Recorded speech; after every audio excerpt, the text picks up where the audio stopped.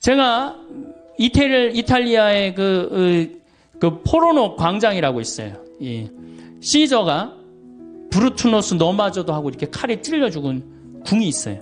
거기 이제 구경을 이렇게 가는데 그 앞에 수박 파는 청년이 있었어요. 이탈리아 청년이.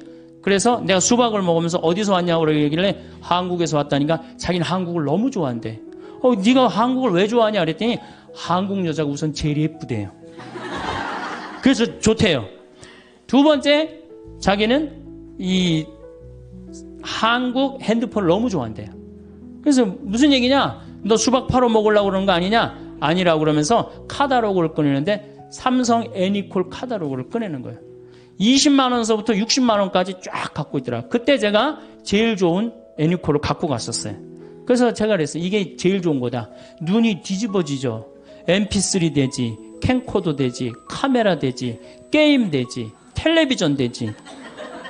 여러분들 유럽, 프랑스, 파리 아이들이, 귀족 아이들이 제일 받고 싶은 선물이 뭐예요? 우리나라 핸드폰이에요. 그만큼 애들 착하지. 세계에서 제일 착한 애들이 대한민국 애들이에요. 여러분들 어떻게 생각하세요? 세계에서 제일 착한 애들 대한민국 애들이라는 거? 이 미국 애들은 왕따를 당하면 어떻게 해? 콜로라도에서 그랬죠? 날 왕따를 시켜 교실에다 수류탄 던지고 총으로 다 쏴주고 17명을 죽었잖아요.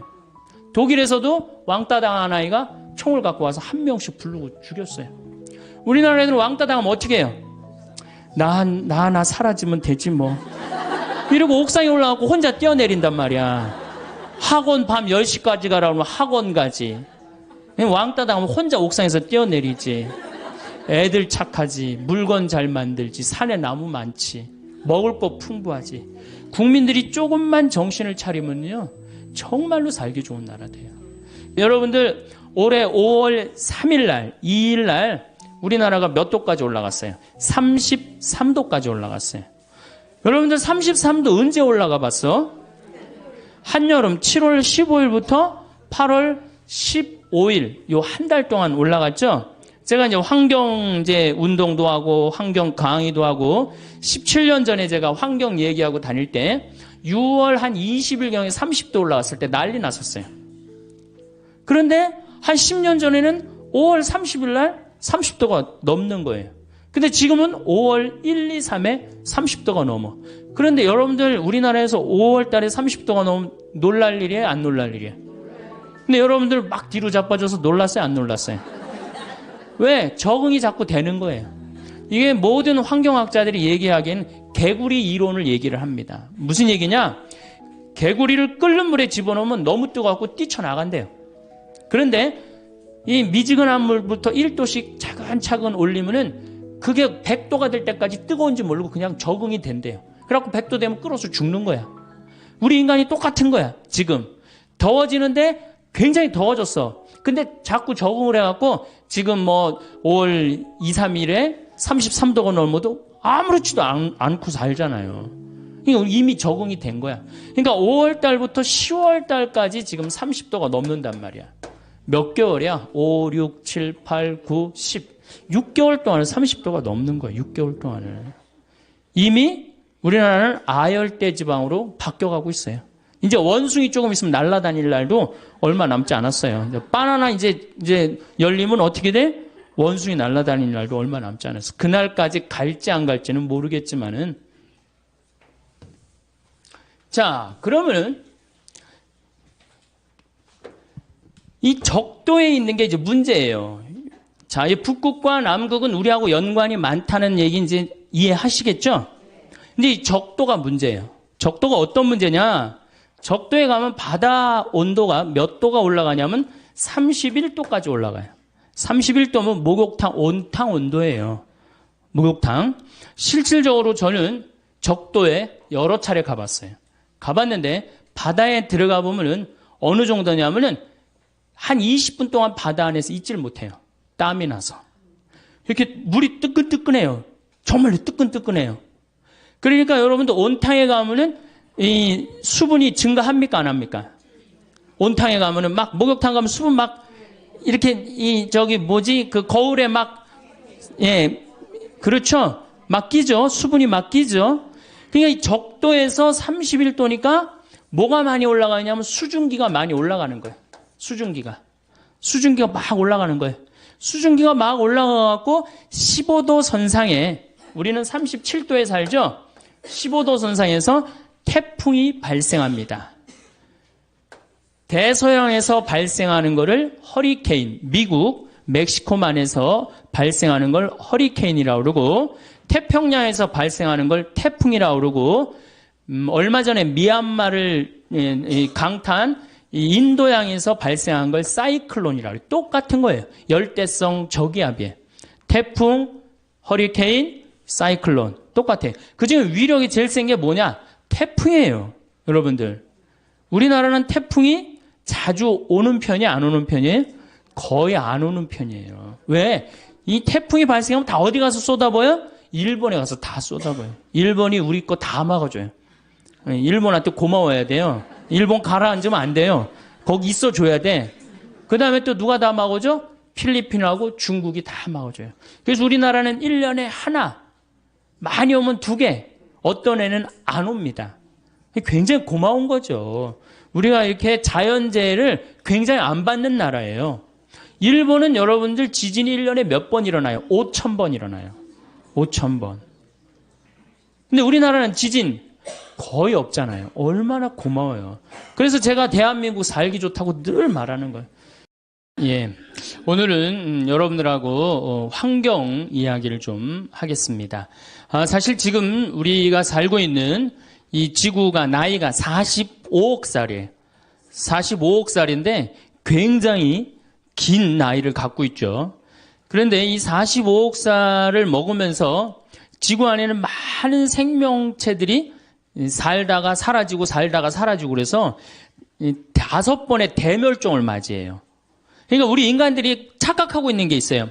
우리 인간은 영원히 지구에서 살 것 같고 앞으로도 계속 살 것 같지만은 지구 역사를 보면은 공룡 같은 경우가 1억 9천만 년을 지구에서 살다가 사라집니다. 아주 사라져요. 우리 인간도 사라질 수 있을 것 같아요? 없을 것 같아요? 사라질 수 있어요. 특히 45억 살에 인간이 왔다 간 거는 하루 24시간으로 본다면 인간이 지금 한 300만 년 산다고 보면 2초 사는 거, 2초. 겨우 2초 사는데 그냥 막 굉장히 오래 사는 것처럼 막 우리가 그냥 지구에서 최고인 것처럼 그렇게 착각하고 있죠. 지금으로부터 6,500만 년 전에 공룡이 사라집니다. 한순간에 사라져요. 한순간에. 이 해성이 충돌을 해갖고 한순간에 사라져요. 근데 지금 이 순간 6번째 대멸종이 시작되고 있다고 그래요. 6번째 대멸종은 누가 시작한 거냐? 우리 인간이 시작한 거예요, 인간이. 여러분들, 우리 암이 만약에 간암이 걸렸다. 그러면 그 간암 때문에 어떻게 되죠? 인간 전체가 다 죽잖아요. 눈도 멀쩡하고 코도 멀쩡하고 귀도 멀쩡한데 간암 때문에 다른 거 어떻게 돼요? 다 죽어요. 마찬가지로 이 인간이라는 이 존재가 지구상에 딱 나타나갖고 이게 암적인 존재가 돼버렸어.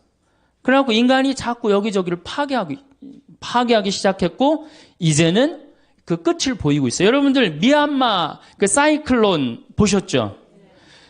거의 10만 명 정도가 죽었다고 그래요. 10만 명. 한 번에.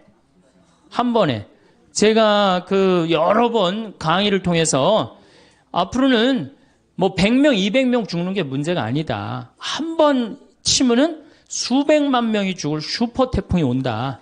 근데 이번에 사이클론은 대형 태풍이라고 그래요. 그러니까 슈퍼 태풍보다 한 등급 낮은 태풍이에요. 그러니까 아직도 우린 센 태풍을 못 봤어요.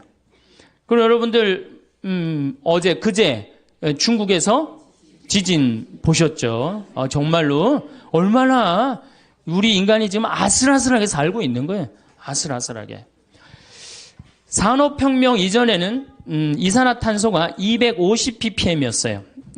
250ppm이라는 건 뭐냐면은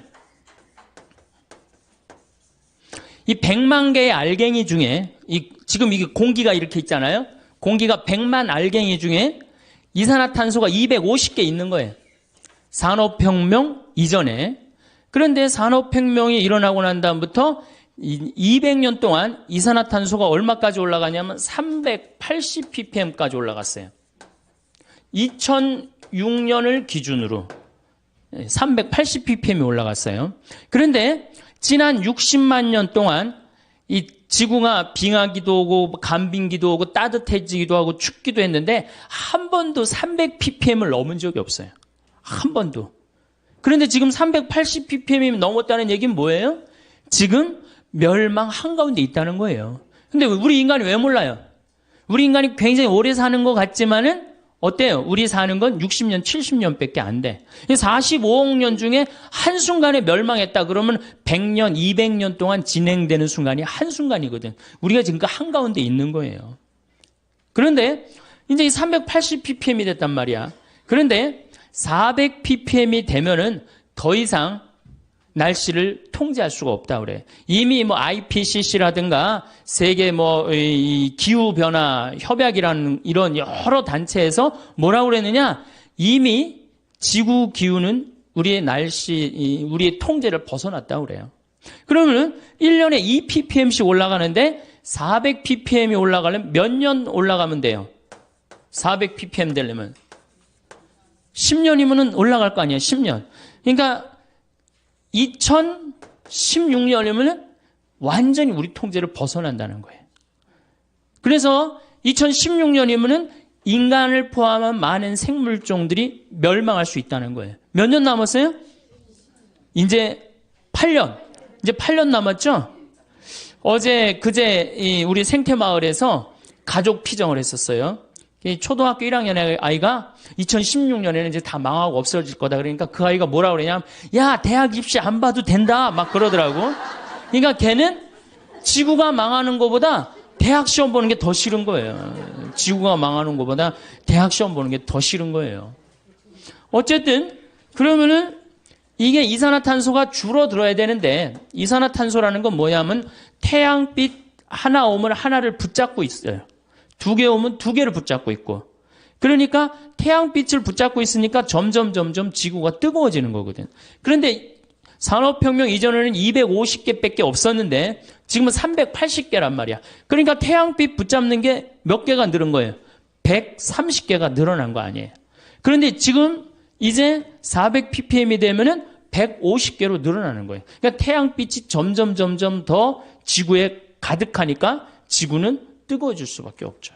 그러니까 이산화탄소가 줄어들어야 되는데 이게 줄어들 기미가 안 보여요.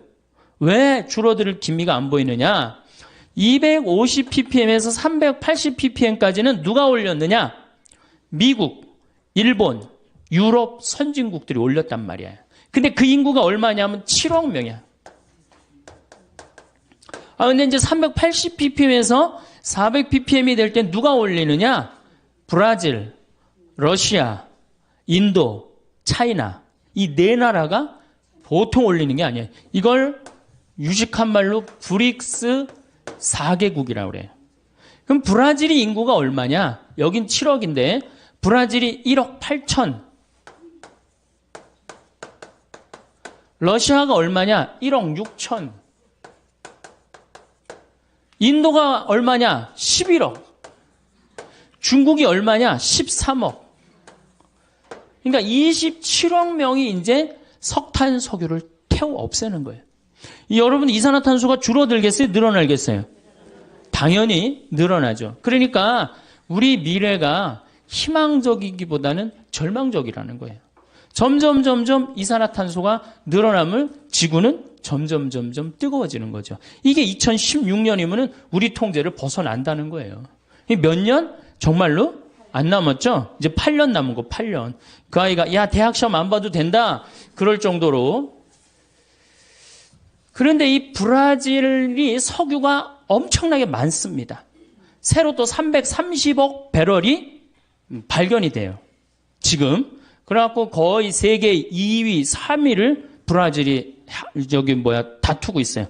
그 다음에 러시아도 석유가 굉장히 많고, 중국도 석유가 많아요. 인도만 석유가 좀 부족해요. 어쨌든 이 네 나라가 태워 없애니까 이산화탄소가 점점 늘어나요. 이거 얼마나 뜨거우냐? 작년에 여러분들 북극이 캐나다 퀸즈 대학이라는 곳에서 연구를 했는데 북극이 온도가 몇 도까지 올라가느냐면은 아무리 많이 올라가야 5도 올라가는 데인데 몇 도 올라가냐면 작년에 22도 올라갔어요. 22도. 그러니까 여러분 한번 생각해 보세요. 북극의 얼음이 막 녹을 것 같아, 안 녹을 것 같아요? 그래서 작년에 3분의 1이 녹았어요.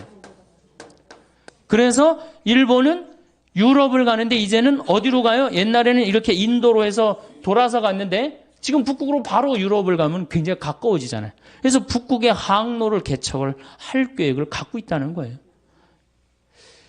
북극의 얼음이 녹는 것뿐만 아니고 심각한 문제는 뭐냐면은 시베리아의 얼음이 만년설이 녹는 거예요. 시베리아. 이 북극하고 남극 얘기를 좀 할게요.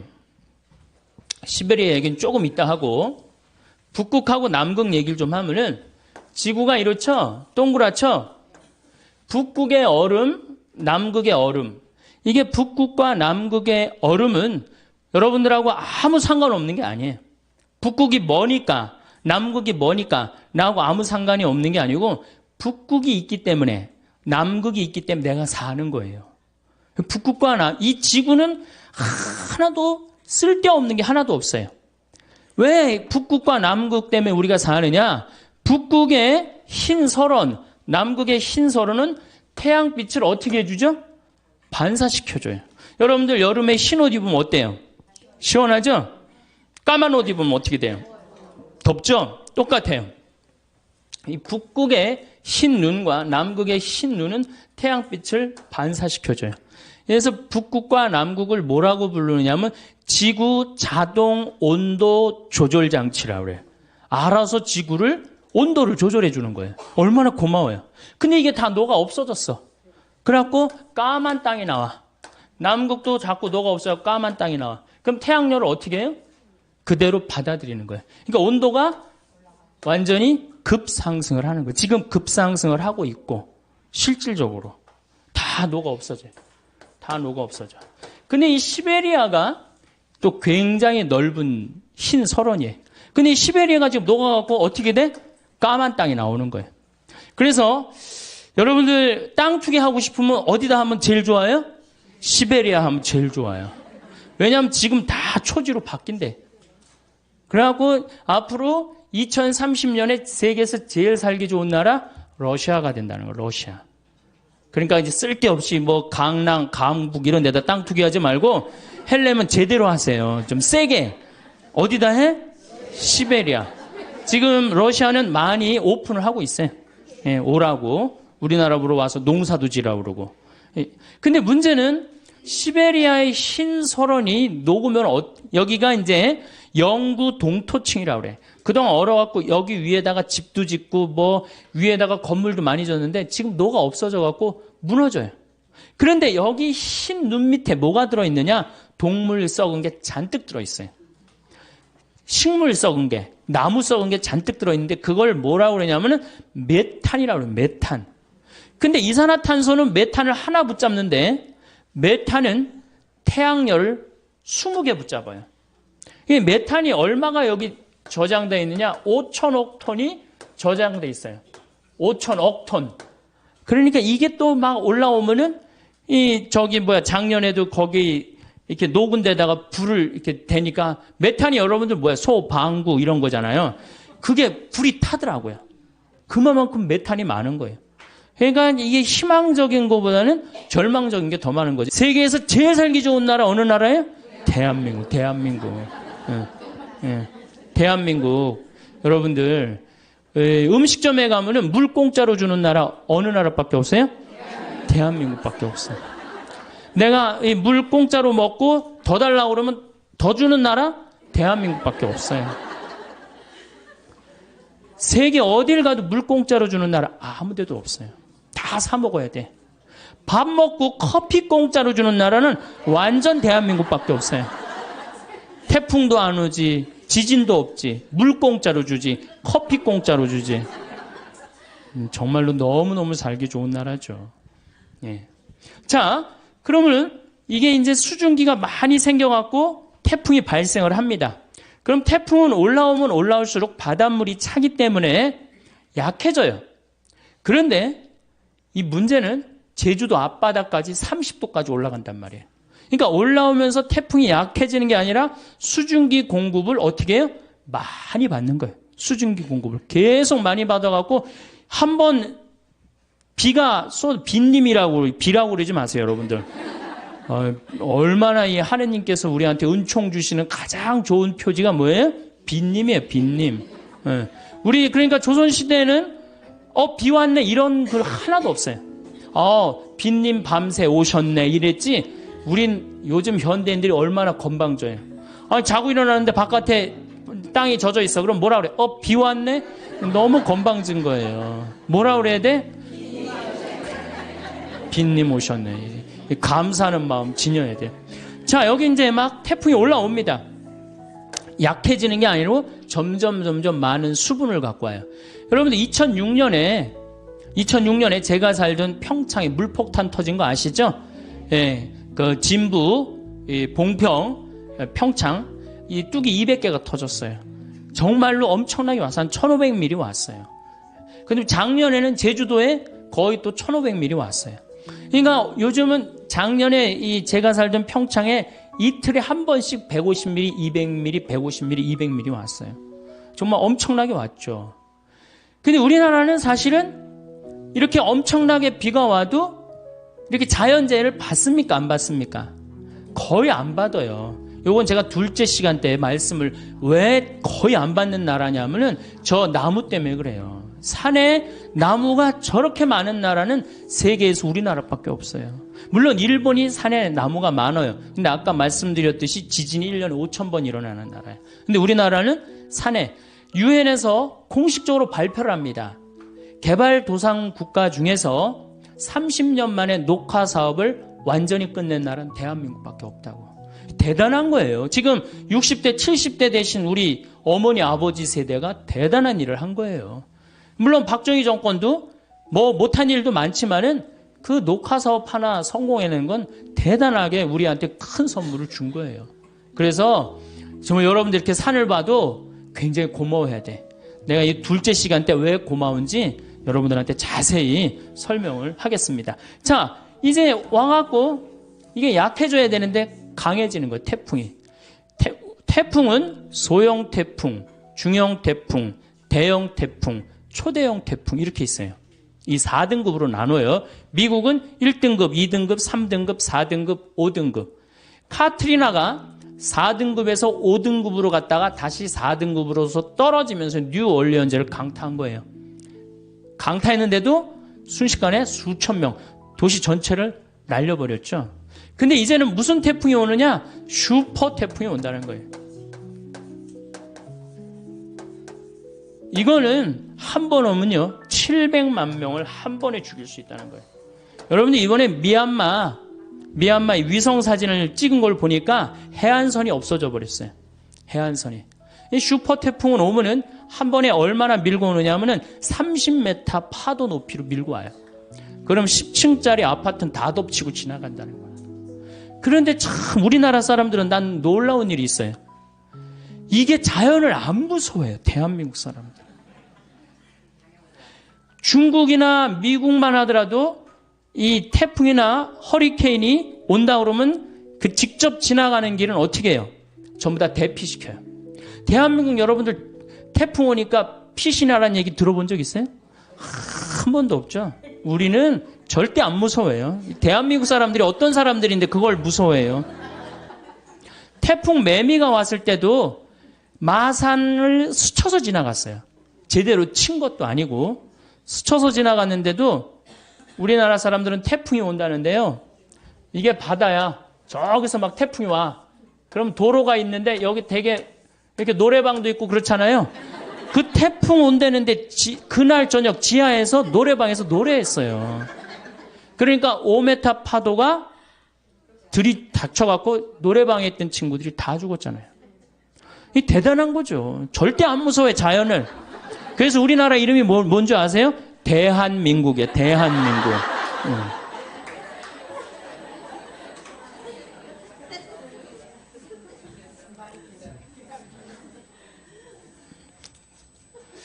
그런데 이렇게 지구가 뜨거워지는 결정적인 이유는 석유하고 석탄 때문이에요. 그렇죠?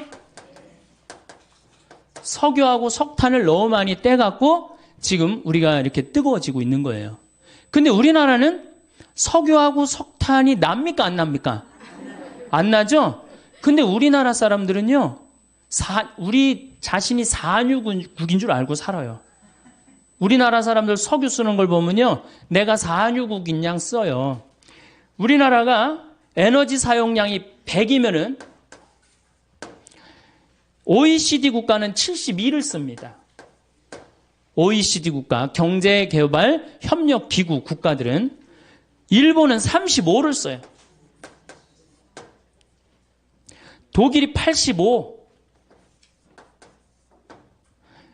미국이 75, 프랑스가 81, 우리나라는 100을 써요. 그러니까 얼마나 많이 에너지를 쓰는 거예요. 겨울에 보면 나는 겨울철에 제일 꼴보기 싫은 사람이 누구냐면 반팔 입고 돌아다니는 여자들. 제일 꼴보기 싫어요. 방에 보일러 떼놔갖고 너무 더워갖고 어떻게 하는 거야? 반팔 입고. 여러분들 유럽에 가보면요, 겨울에 다 어떻게 하고 있어요? 다 옷 입고 담요 다 덮고 있어요. 온도 안 올립니다. 에너지 절약한다고. 독일은요, 우리나라하고 똑같이 석유가 한 방울도 안 나요. 독일은. 그래서 70년대 오일 쇼크를 받고 독일이 내린 결론이 뭐냐? 에너지 절약이에요. 우린 절약해야 된다. 그래갖고 이 독일이 얼마만큼 절약을 했냐면 에너지의 45%까지 절약을 해요. 우리나라도 지금 에너지 절약에 들어가면은 그렇게 충분히 할 수 있어요. 근데 우리나라 사람 지금 정신을 내가 보니까 못 차려. 독일은 차가 막혀. 그럼 어떻게 하냐면 다 시동 끄고 내립니다. 시동을 끄고 다 내리고 그냥 밀고 가요. 대화하면서. 석유 아낀다고. 근데 우리는 차 막히면 어떻게 해요? 에어컨 켜놓고 차 안에서 꼼짝 안 하고 있잖아요. 그 수많은 차들이 그냥 저기 영동고속도로, 경부고속도로, 무슨 뭐 서해안고속도로 꽉 채우고. 생각을 해보세요. 이 조그만 나라에 자동차가 1600만 대가 있어요. 1600만 대. 지금 중국이 얼마냐? 3000만 대밖에 없어요. 13억이 3000만 대를 쓰는데 4500만이 1600만 대를 써요. 그래도 잘 먹고 잘 사는 거 보면 신기하지 않아요? 저는 신비해요, 신비. 대한민국이 이렇게 넉넉하게 먹고 사는 거 신비해요. 그 다음에 밤에 나가보면요, 내가 서울에 오면 정신을 못 차려요. 밤에 밤강에 오면은요, 이건 라스베가스 저리 가라요. 번쩍번쩍해요. 여러분들, 제가 유럽에 여러 번 가봤는데, 유럽에 가보면 밤이 깜깜해요. 다 그 시간에 뭐예요? 다 집에 들어가 있어요. 우리나라는 밤만 되면 다 나와. 밤만 되면 다 나와갖고 그냥 그 밤새. 그리고 여러분들 그 도시의 그 유럽의 밤, 파리의 밤, 뭐 로마의 밤은 어두컴컴해요. 진짜로 어두컴컴해. 근데 우리는 내가 그 사당동 요새 강의 그쪽에 많이 나가는데 그 사당동 거기 보면요, 번쩍번쩍번쩍해요.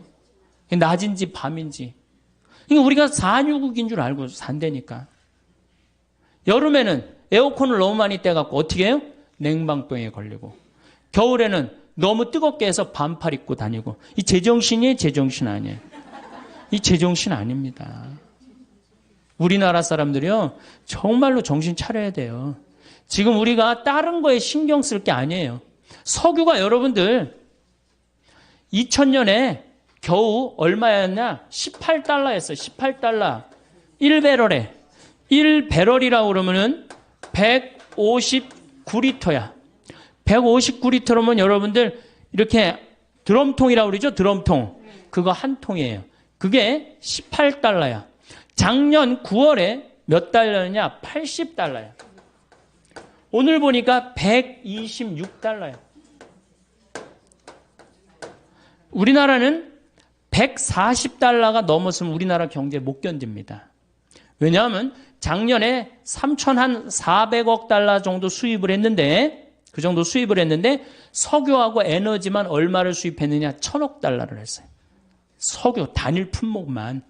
그러니까 우리는 석유 다 해갖고 물건 만들어서 팔아갖고 뭘로 다 날려버려요? 석유 들어오는 걸 다 날려버려. 만약에 우리가 에너지 절약을 30% 하면 300억 달러 절약할 수 있는 거예요. 올해는 여러분들 얼마? 석유만 1,000억 달러예요. 다른 에너지, 뭐 LNG, LPG, 석탄까지 하면 1,400억 달러 정도를 수입을 한대요. 그럼 우리가 견딜 것 같아요? 이미 못 견디는 선에 들어섰어요. 왜냐하면 물가가 4.5% 이렇게 올라가고 있어요, 우리. 그러니까 정말 어려운 거예요. 내가 평창에서 강의한다고 여기 강의 한번 나오면은 기름값이 딱 10만 원 들어가요. 10만 원. 그래 이제 강의도 못 다니게 생겼어요. 예. 평창에서 여기 10시까지 돼서 올라오면 버스 없거든요, 아침에는. 그리고 우린 6시면 해 떨어지면 차 안 다니거든, 평창은. 그러니 어떻게 강의를 나와. 참 어려운 거예요. 저는 괜찮아요. 혼자니까. 여러분들 중에 140달러 넘어 여기 반 이상은 다 절대 안 납니다. 반 이상은 또 다 부도나요. 석유값하고 교회하고 무슨 상관이냐? 여러분들 못 먹고 못 살면 성당 나갈 수 있어요, 없어요? 못 나. 헌금이라도 좀 있어야지 그래도 성당 나갈 거 아니야. 헌금도 없는데 어떻게 성당을 나가. 그러니까 이 석유값 이거 떨어뜨려야 되기도 하지만 우리는 석유가 없기 때문에 방법 못밖에 없어요? 절약밖에 없어요. 근데 우리는 온 천지에 불 다 켜놓고 그냥 밤에 그냥 네온사인 번쩍번쩍하고 먹긴 또 얼마나 먹어요. 내가 일본에 가갖고 회 정식을 먹는데 회가 딱 2첩 나왔어요. 그래갖고 이제 2첩을 딱 먹고 기다리고 있었어요. 나올 줄 알고. 난 이게 애퍼타이저인 줄 알았어요. 그래갖고 하도 안 나오길래 가이드한테 야, 왜 회 정식 시켰는데 안 나오냐 그러니까 아까 먹었지 않느냐고 그러더라고요. 우리나라는 어때요? 횟집에 가면은 일단 가면 뭐가 나와요? 소라 나오지, 해삼 나오지, 멍게 나오지, 오징어 썰어 좀 내보내지, 거기다가 개불, 또 괜찮은 집은 저기 뭐예요? 전복까지. 회 나오기 전에 벌써 배불러. 그래갖고 이제 회가 나오면 어떻게 나와? 이만한 접시에 가득 나옵니다. 가득. 그럼 그걸 또 고통스럽지만 그걸 다 먹어. 아, 그리고 끝났는 줄 알았더니 뭐 나와요? 매운탕 또 나오잖아, 매운탕. 여러분들, 정말로 우리나라 사람들이요, 잘 먹고 잘 사는 거예요.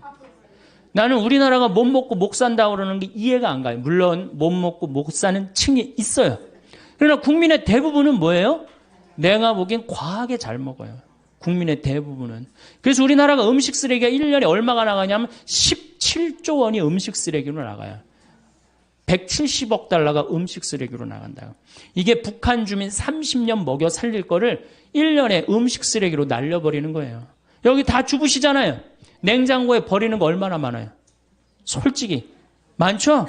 또 내가 외식을 하러 나가면 어때요? 먹는 반찬보다 안 먹는 반찬이 훨씬 많아요. 그게 다 쓰레기로 나가는 거예요. 다 쓰레기로 나가는 거예요. 지금 아무것도 없으면서 석유도 없고 석탄도 없고 그렇다고 식량이 많으냐? 식량도 없고. 그 식량 얘기 내가 다음 시간에 이제 하겠지만은 여러분들 미국이 왜 이라크를 침략했어요? 그래, 누구나 다 석유로 알고 있어요. 석유 때문이에요. 텍사스에서는 1배럴을 뽑아내기 위해서 관정을 합니다. 뚫는데 돈이 얼마가 들어가느냐? 1배럴 뽑아내는데 17달러 들어가요. 근데 이라크에서는 1배럴을 뽑는데 얼마가 들어가느냐? 1달러 들어요. 1달러. 비용이. 그러니까 이라크는 빨대만 꽂으면 다 나온다는 거예요. 탐이 나겠어요? 안 나겠어요? 탐이 납니다. 러시아는 어느 나라를 포기하지 않느냐? 체첸이라는 나라를 포기하지 않아요. 왜냐하면 체첸이 그렇게 큰 나라가 아니에요. 한 50만이 사는데 그 나라 전체의 석유가 다 나요. 그러니까 막 테러, 초등학교 애들 몇백 명 죽이고 테러 했었잖아요. 몇 년 전에. 그래도 러시아 눈도 껌떡하지 않아요. 왜? 석유가 있으니까. 이미 세계는 석유 전쟁에 들어가 있어요. 그리고 이 석유는 지금 126달러, 심하게는 200달러까지 뛴대요. 그럼 우리나라 어떻게 할 거야? 지금 소 갖고 그냥 난리치고 그냥 눈 자고 나면 소, 또 자고 나면 소 얘기하는데 소 얘기할 때가 아니에요, 지금. 석유 126달러 뛰는 게 문제예요. 그래, 소는 안 먹으면 되지, 소는. 그리고 여러분들, 소 얘기 나왔으니까 소 얘기 좀 하면은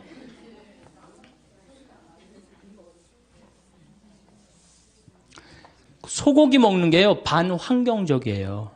왜 그러냐면은 20개월, 30개월 된 소 먹잖아요. 소가 한 번 먹으면 얼마나 먹겠어? 그거를 20개월을 소가 먹어. 그러면 그 소가 먹는 거 콩이나 옥수수나 이런 거 소가 먹거든요.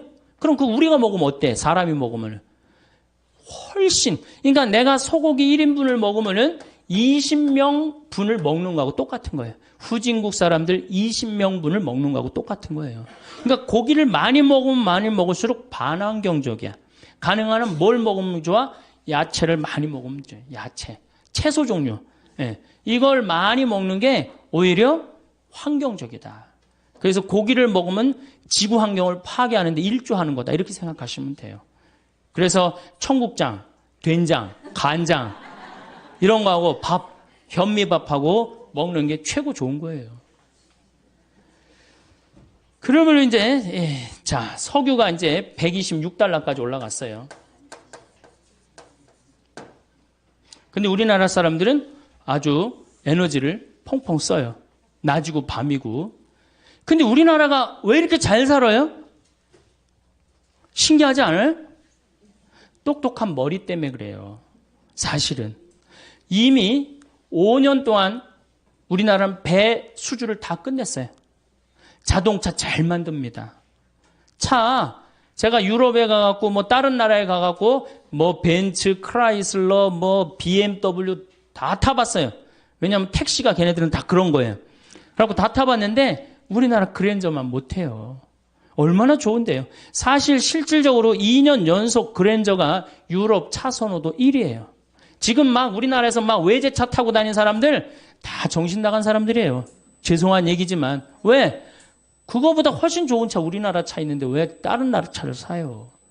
그거 한번 고장나면 부속품 사기도 힘들대는데. 우리는 그냥 고장나면 제깍제깍 동네에서 다 할 수 있는 건데. 우리나라 차 좋습니다. 차 잘 만들죠. 배 잘 만들죠. 핸드폰 잘 만들죠. 핸드폰. 제가 항상 하는 얘기지만 이 핸드폰 하나로 300억 달러를 수출해요. 저는 우리나라 사람들 대단하다고 생각해요. 근데 우리나라는 지금 많은 에너지를 어디에 의존하느냐? 원자력 발전소에 의존을 합니다. 우리나라가 지금 원자력 발전소 16기가 돌아가요. 16기. 근데 지금 이 전기의 40%는 원자력에 의존하는 거예요, 우리나라가. 1986년 4월 26일 날, 벌써 22년 전 얘기죠. 이 소련이죠. 소련의 이 체르노빌 원자력 발전소가 터집니다. 기억나시죠? 예. 그때 터졌을 때 30만 명이 죽었어요. 그리고 지금도 500만 명이 고통을 호소하고 있다고 그래요. 한 번 터지면 반경 100km 못 살아요. 그리고 이 체르노빌 원자력 발전소 터져갖고 어떻게 그 방사능을 처리할 수가 없어갖고 지금 콘크리트로 막아놨어요. 근데 아직도 끓고 있다고 그래요. 10만 년 동안 끓는다고 그래요. 10만 년 동안. 방사능이 그 안에서. 근데 우리나라는 이게 남쪽에 16개가 지금 돌아가고 있어요. 물론 이게 에너지가 없는 나라에서 원자력은 매력이 있습니다. 그렇지만 방사능 폐기물, 여러분 핵 폐기물 얘기 많이 들었죠? 그거 이제 어디다 버릴 데가 없는 거. 내가 월성 원자력 발전소에 들어가 보니까 핵 폐기물을 쌓아놨는데 5단, 6단으로 쌓아놨어요. 갈 데가 없어요. 벌써 한 7, 8년 전에. 그러니까 이거를 이제 저장고를 만든다고 우리나라가 얼마나 갈등을 일으켰어요. 그런데 여러분들 우리 동네는 안 된다고 그러지만은 여러분들 누구 때문에 지금 전기 쓰는 거예요? 원자력 발전소 때문에 전기 쓰는 거예요. 그래갖고 왜 앞으로 2015년에 26기가 더 돌아간대요. 그러니까 총 26기가. 왜 이렇게 원자력 발전소를 많이 만드느냐? 그 원자력 발전소 IAEA 위원이라는 분한테 물어봤어요. 그랬더니 에어컨 때문이래요. 여름에 에어컨을 너무 많이 떼갖고 순간 출력이 올라가갖고 전기가 딱 차단이 되면은 산업시설이 얼마 전에 그랬죠. 산업시설이 한번 수백억, 수천억이 다 날아간다는 거예요. 근데 그게 이유가 뭐야? 에어컨 때문이라는 거예요. 여름엔 좀 더우면은 좀 이렇게 선풍기 좀 틀고 그러면 되는데 우리나라는 이게 산유국인 줄 알고 착각을 하고 막 들이대 대는 거예요. 이거 정말로 걱정이에요. 그래서 원자력 발전소는 더 세우지 말고 정말로 우리가 가야 되는 건 뭐냐? 풍력 발전기하고 태양광 발전기예요. 근데 우리나라는 사실 풍력이 좀 약합니다. 덴마크나 독일, 특히 덴마크 같은 경우는 2030년에는 전체 전력을 다 풍력으로 한대요.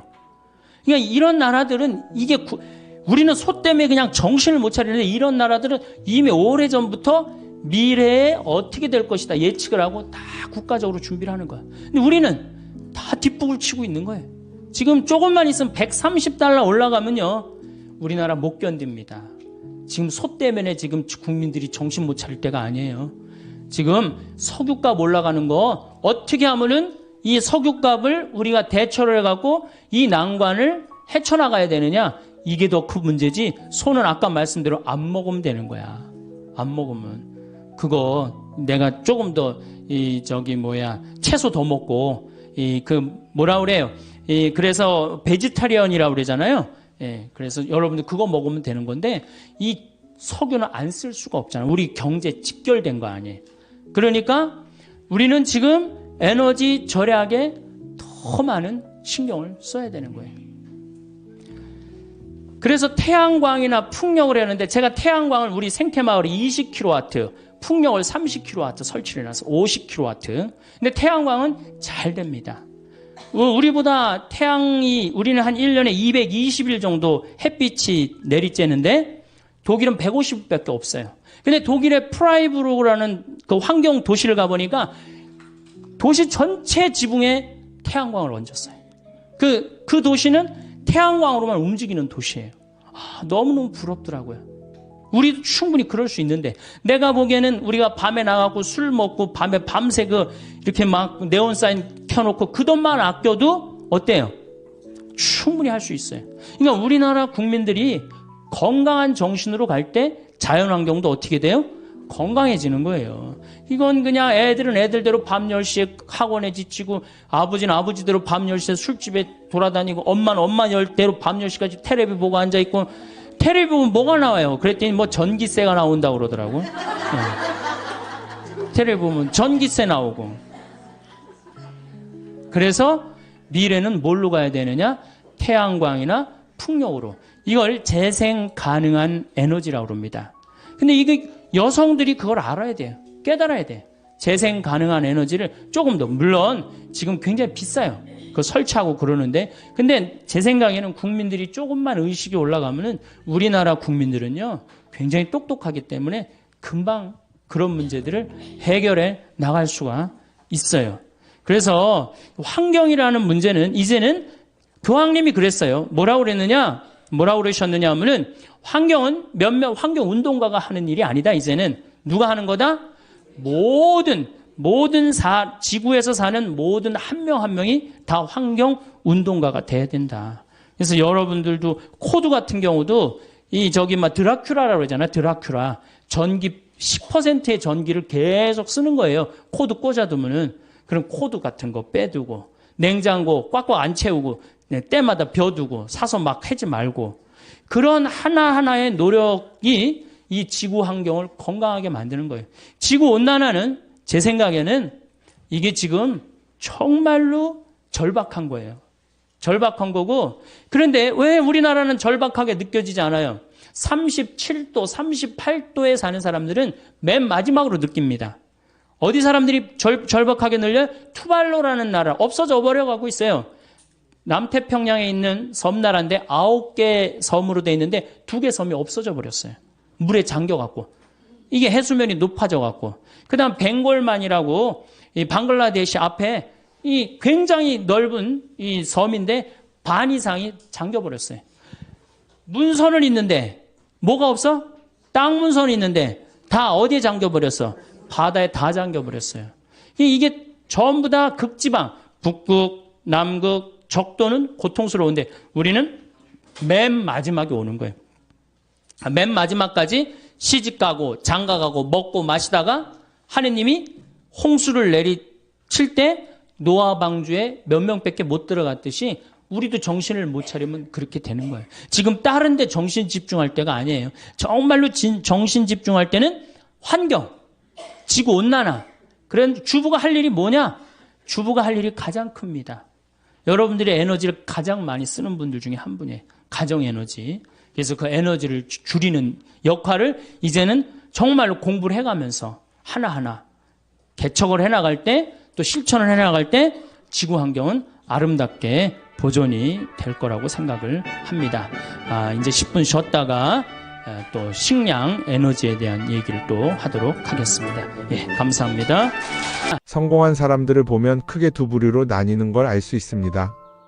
하나는 자신이 성공했다고 여기저기 떠벌리고 다니는 사람들, 그리고 또 하나는 조용히 아무 말 없이 자기 삶을 사는 사람들입니다. 우리는 흔히 성공을 하면 자연스럽게 자랑하고 싶어질 거라고 생각하죠. 좋은 차를 사고 비싼 시계를 차고 SNS에 멋진 사진을 올리고 싶을 겁니다. 왜냐하면 그렇게 하면 남들이 나를 더 인정해 줄 거라고 믿으니까요. 하지만 현실은 그렇지 않습니다. 오히려 진짜 성공한 사람들은 그렇게 행동하지 않습니다. 왜냐하면 보여줄 필요가 없기 때문입니다.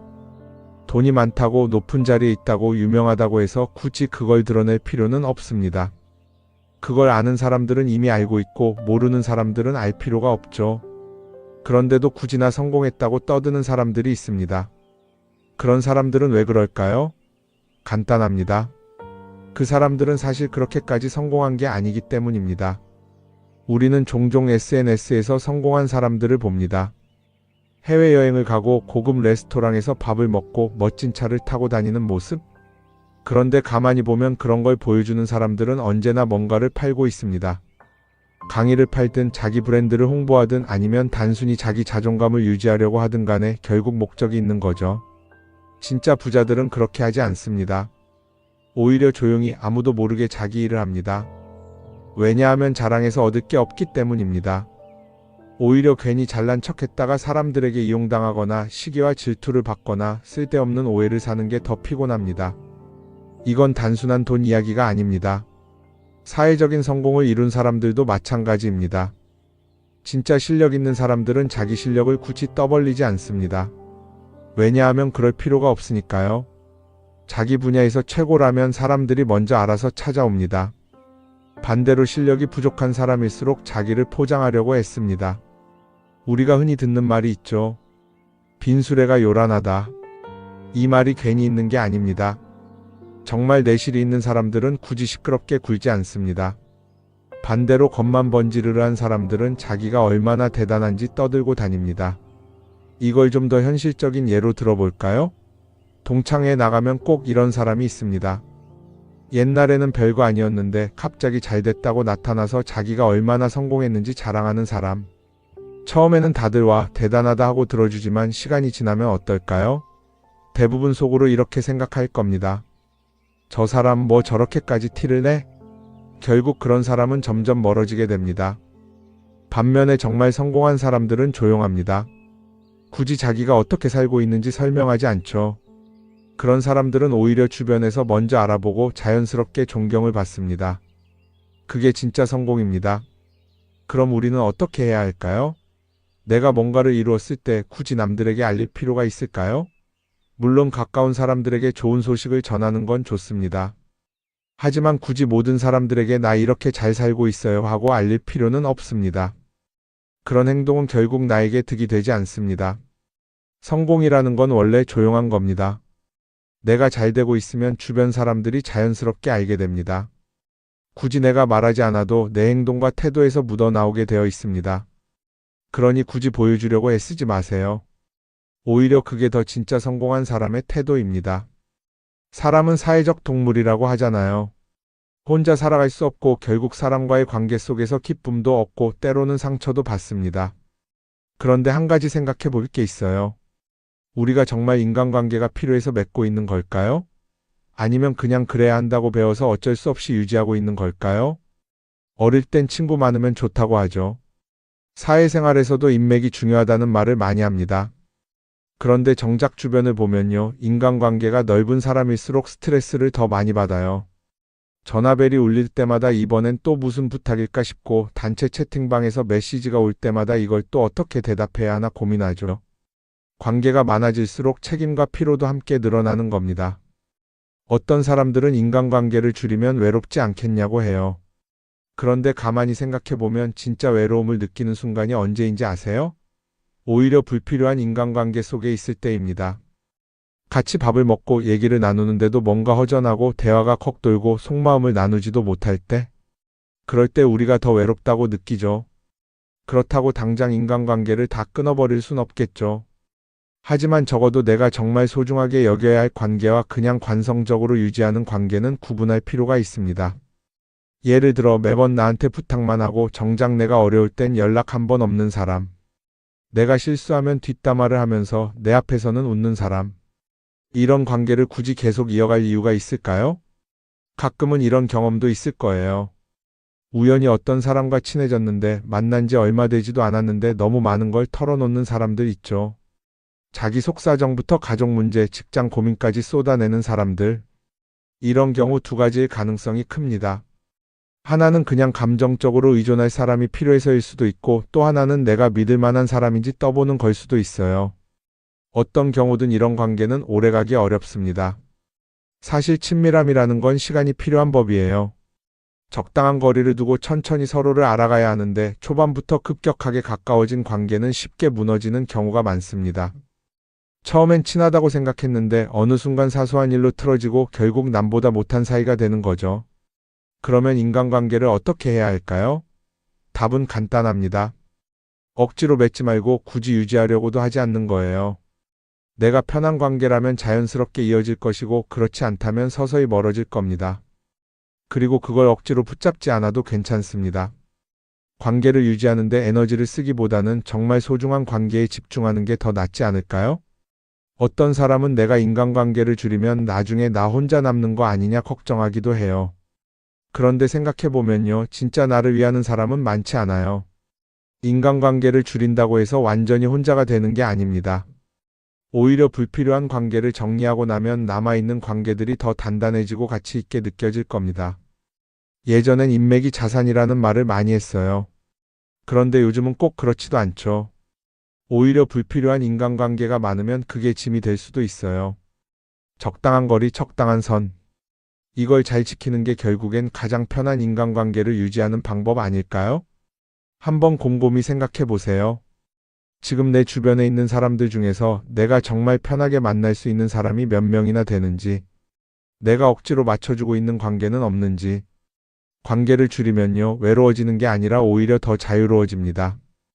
그리고 자유로워진 만큼 내 인생에서 정말 중요한 것에 집중할 수 있게 됩니다.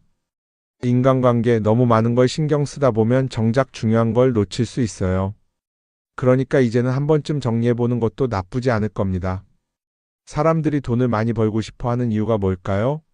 단순히 돈이 많으면 좋으니까?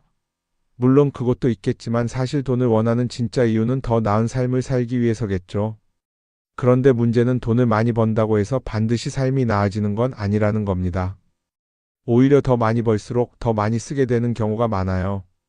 가끔 이런 생각해 본 적 없으세요?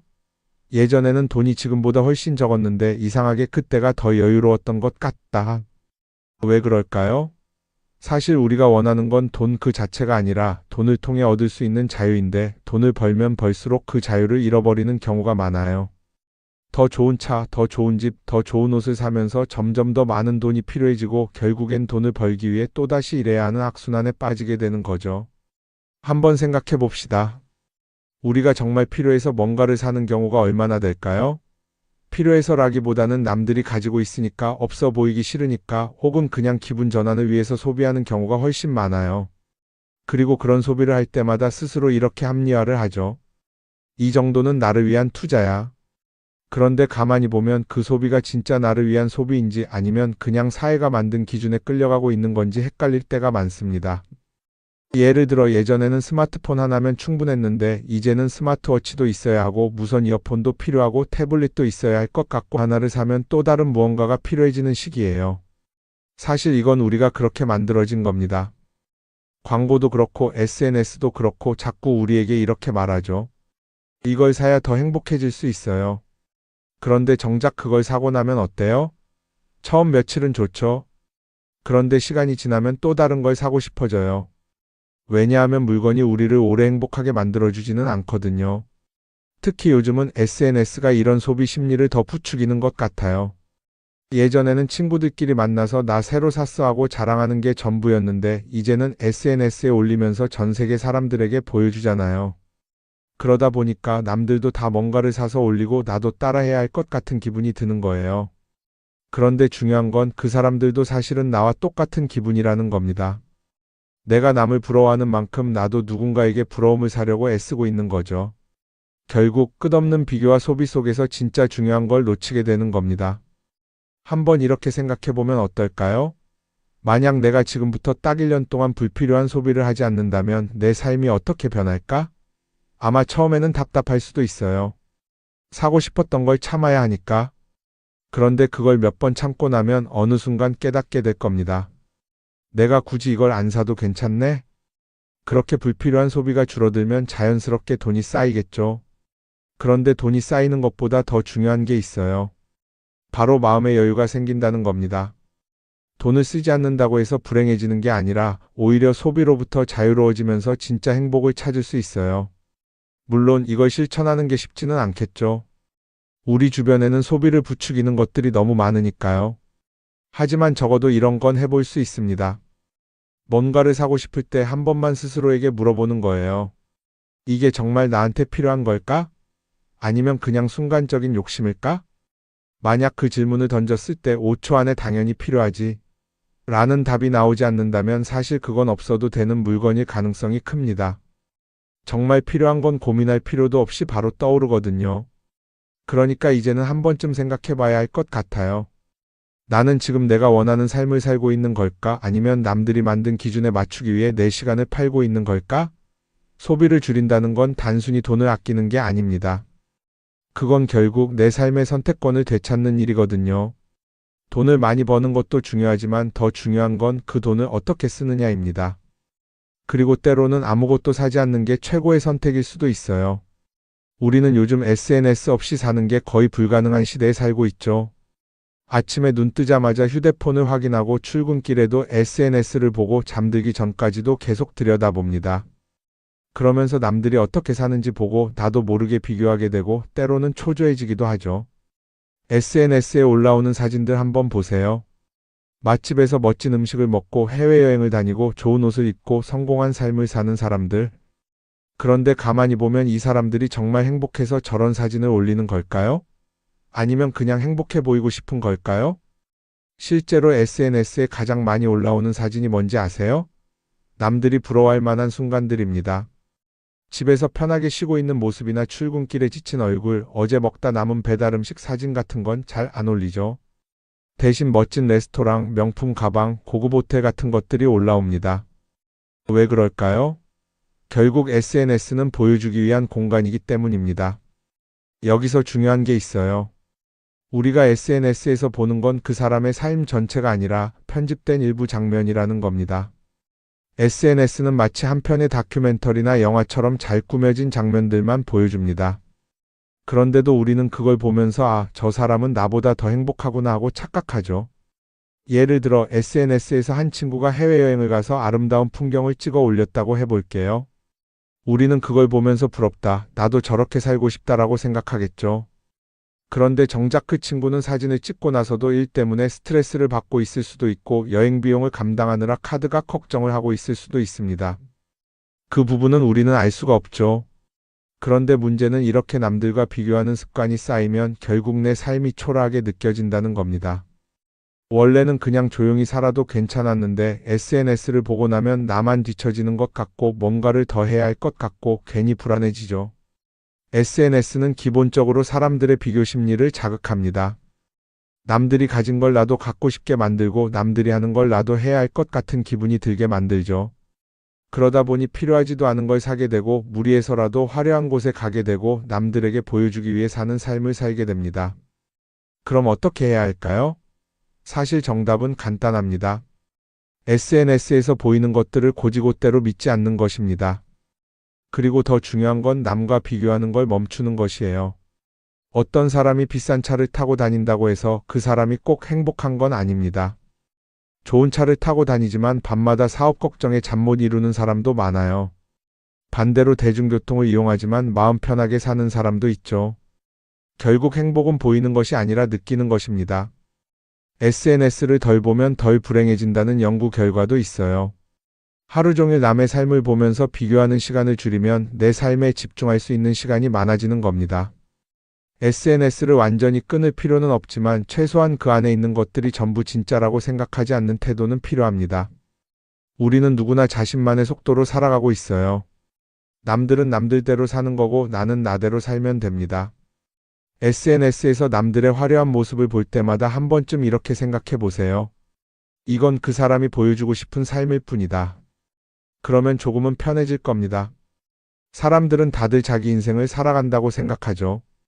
그런데 가만 보면 정말 자기 인생을 사는 사람이 얼마나 될까요? 많은 사람들이 사실은 남이 만들어 놓은 기준에 맞춰서 살고 있어요. 좋은 대학, 좋은 직장, 좋은 차, 좋은 집. 다들 이런 걸 목표로 삼지만 정작 내가 원하는 삶이 뭔지 깊이 생각해 본 적이 없는 경우가 많아요. 이건 어릴 때부터 교육받아온 방식과도 관련이 있어요. 우리는 어릴 때부터 이렇게 살아야 한다는 틀 안에서 자라죠. 공부 열심히 해서 좋은 성적을 받아야 하고 좋은 직장을 가져야 하고 결혼도 적당한 때에 해야 하고 마치 인생이 정해진 수순이라도 있는 것처럼요. 그러다 보니 나 스스로 정말 원하는 걸 고민하기보다는 그냥 남들이 정해놓은 목표를 따라가게 돼요. 그런데 이렇게 남의 기준에 맞춰서 살다 보면 어느 순간 공허함을 느끼게 됩니다. 이게 정말 내가 원했던 삶인가? 하는 의문이 들 때가 오죠. 어릴 땐 성적이 목표였고 사회에 나와서는 연봉이 목표였고 결혼하고 나서는 아이 교육이 목표였는데 그 목표를 이루고 나면 허무한 거예요. 계속 뭔가를 이루긴 했는데 정작 나는 어디에 있는지 모르겠는 거죠. 진짜 중요한 건 내가 원하는 게 뭔지를 아는 것이에요. 그런데 이게 쉽지 않죠.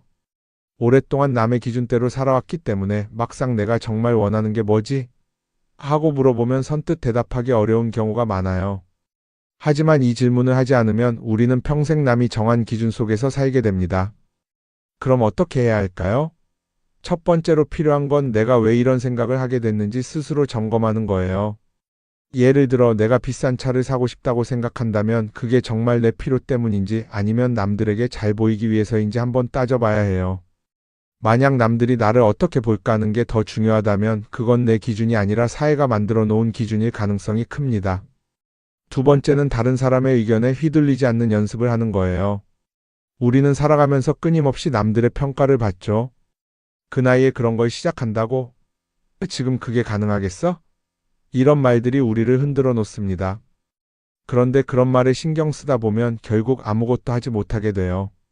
중요한 건 남들이 뭐라고 하든 내가 결정하는 거예요. 물론 남의 조언을 들을 수도 있고 참고할 수도 있죠. 하지만 최종 결정은 항상 내 몫이어야 합니다. 내가 결정하고 내가 책임지는 거. 그렇게 해야 내 삶을 온전히 내 것으로 만들 수 있어요. 세 번째는 내가 한 선택에 책임지는 자세를 가지는 거예요. 많은 사람들이 무언가를 선택하고 나서도 후회하죠. 괜히 이걸 했나? 이 선택이 잘못된 건 아닐까? 그런데 한 가지 확실한 건 후회한다고 해서 과거가 바뀌지는 않는다는 거예요. 내가 한 선택이라면 그 선택이 틀렸다고 해도 받아들이고 그 안에서 최선을 다하는 게 더 중요해요. 이렇게 말하면 그럼 실수하면 어떡하죠? 라고 걱정하는 분들도 있을 거예요. 하지만 생각해보면 우리가 실수를 두려워하는 이유도 결국 남의 시선 때문이에요. 내가 실패하면 남들이 날 어떻게 볼까? 이런 걱정이 더 크죠. 그런데 남들은 생각보다 우리한테 관심이 없어요. 우리가 성공하든 실패하든 남들은 자기 삶을 사느라 바빠요.